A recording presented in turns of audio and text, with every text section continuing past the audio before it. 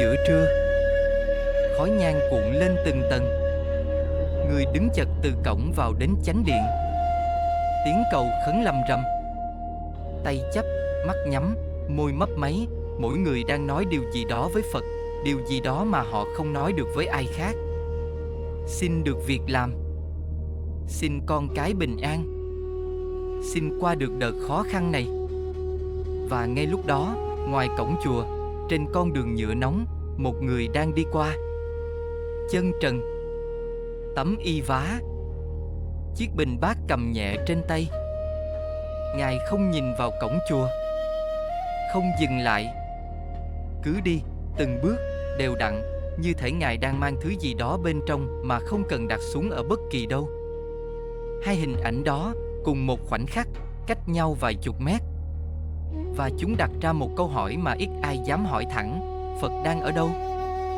Trong ngôi chùa có mái vàng và khói nhang nghi ngút, hay trong người đang đi qua ngoài kia, không nhang, không tượng, không lời cầu?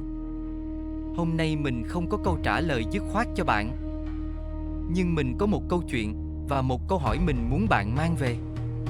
Bạn đang tìm gì mỗi lần bạn thắp nhang?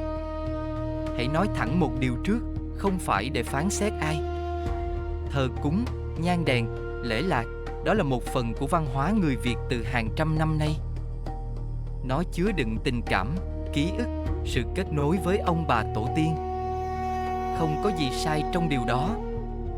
Nhưng có một điều Đức Phật nói, và ít người để ý đến, ngay trước khi Ngài nhập diệt.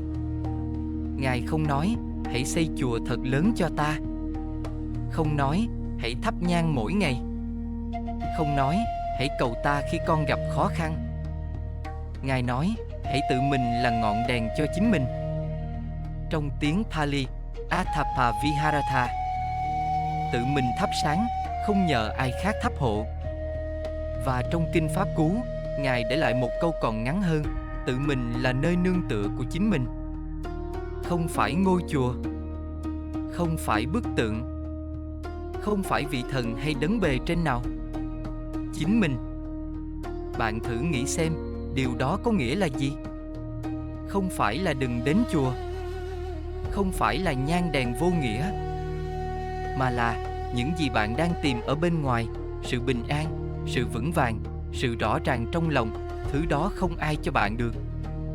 Không bức tượng nào, không vị sư nào, không ngôi chùa nào dù đẹp đến đâu. Thứ đó chỉ có thể được tìm thấy bằng cách đi vào bên trong. Và đây là điều ít ai để ý.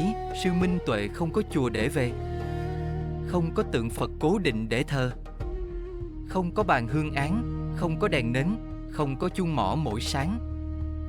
Ngài mang Phật Pháp trong từng bước chân, trong từng bữa ăn nhận từ bình bát, trong từng đêm ngồi thẳng lưng bên vệ đường khi trời khuya và không ai nhìn.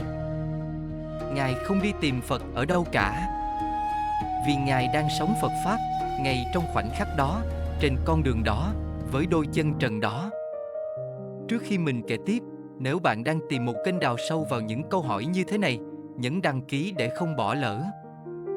Và mình tò tự, bạn thường đến chùa với tâm thế nào? Để cầu xin, để tĩnh tâm, hay đơn giản là vì thói quen từ nhỏ?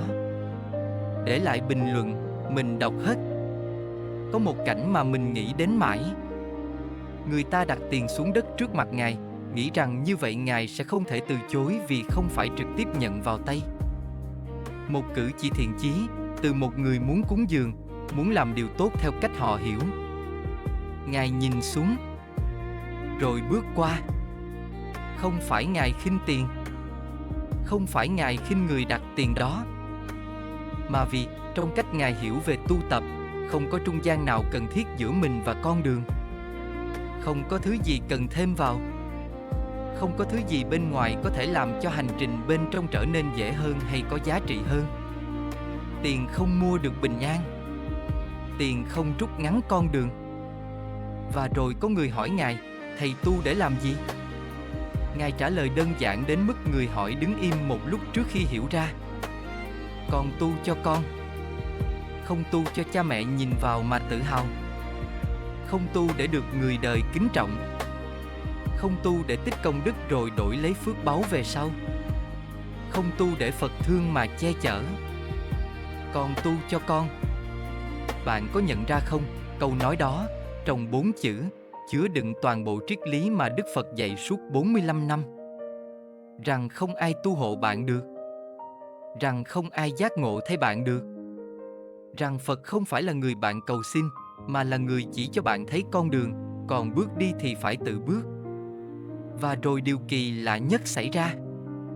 Khi Ngài đi, hàng nghìn người đi theo. Không có lễ lạc, không có nhang đèn, không có ban tổ chức, không có ai mời. Họ chỉ đi. Chú ý vào đây. Những người đó, nhiều người trong số họ đi chùa đều đặn, thờ Phật tại nhà, cúng dường mỗi tháng. Nhưng khi nhìn thấy sư Minh Tuệ, họ khóc. Họ bỏ xe lại, đi bộ theo Ngài một đoạn, rồi về nhà mà không giải thích được tại sao mình khóc. Vì họ nhìn thấy điều gì đó mà bao nhiêu năm thắp nhang họ chưa từng thấy, một người đang sống Phật Pháp, không phải thờ Phật Pháp. Một người đang là điều họ chỉ mới cầu nguyện. Và sự khác biệt đó, khi bạn nhìn thấy nó bằng mắt thật, không cần giải thích, bạn cảm được ngay. Vậy mình muốn hỏi bạn thẳng một điều. Không phải để bạn cảm thấy mình sai, không phải để bạn bỏ bàn thờ hay ngừng đến chùa, mà chỉ để bạn ngồi lại với câu hỏi này một chút.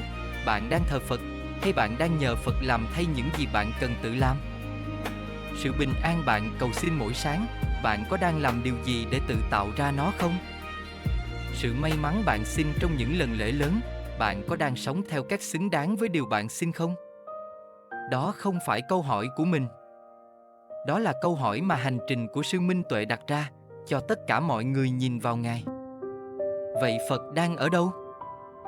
Mình muốn trả lời câu hỏi đó, không bằng giáo lý, mà bằng một hình ảnh rất nhỏ. Có một buổi sáng, Ngài đang khất thực qua một con hẻm nhỏ. Một bà cụ già chạy ra. Hai tay run run bưng tô cháo trắng, loại cháo đơn giản nhất, không có gì thêm. Bà cúi đầu, miệng lầm bầm điều gì đó, mắt đỏ hoe. Ngài dừng lại, nhận tô cháo.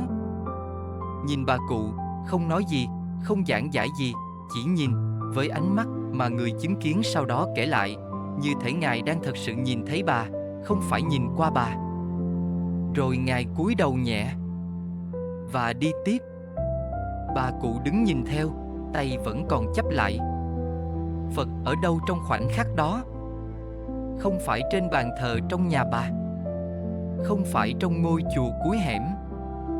Phật ở trong cái nhìn đó, cái nhìn thật sự thấy một con người trước mặt, không qua bộ lọc của kỳ vọng, của phán xét, của vội vã. Đó là Phật tính. Không phải điều huyền bí, không phải điều chỉ tu sĩ mới có, mà là khả năng có sẵn trong mỗi người để thật sự hiện diện với người trước mặt mình trong khoảnh khắc này mà không nghĩ đến chuyện khác. Bạn có bao giờ nhìn ai đó, thật sự nhìn, không phải liếc qua, và cảm thấy khoảng cách giữa hai người thu hẹp lại không? Khoảnh khắc đó, dù chỉ một giây, đó là Phật tính đang hoạt động. Không cần nhang, không cần chuông, không cần chùa. Và đây là điều mình muốn nói rõ, không phải mình kêu gọi bạn bỏ bàn thờ hay ngừng đến chùa. Những thứ đó có giá trị của nó, như một điểm nhắc, một khoảng lặng trong ngày, một sợi dây kết nối với điều gì đó lớn hơn chính mình. Nhưng nếu bạn chỉ dừng lại ở đó, nếu nhang tắt là hết, nếu ra khỏi cổng chùa là quay lại người cũ, thì điều Đức Phật muốn bạn tìm vẫn chưa được tìm. Hãy tự mình là ngọn đèn. Không phải thay vì thắp nhang, mà thêm vào, thêm chiều sâu vào những gì bạn đã có. Từ hành trình của sư Minh Tuệ và câu hỏi về Phật tính, mình muốn để lại 3 điều.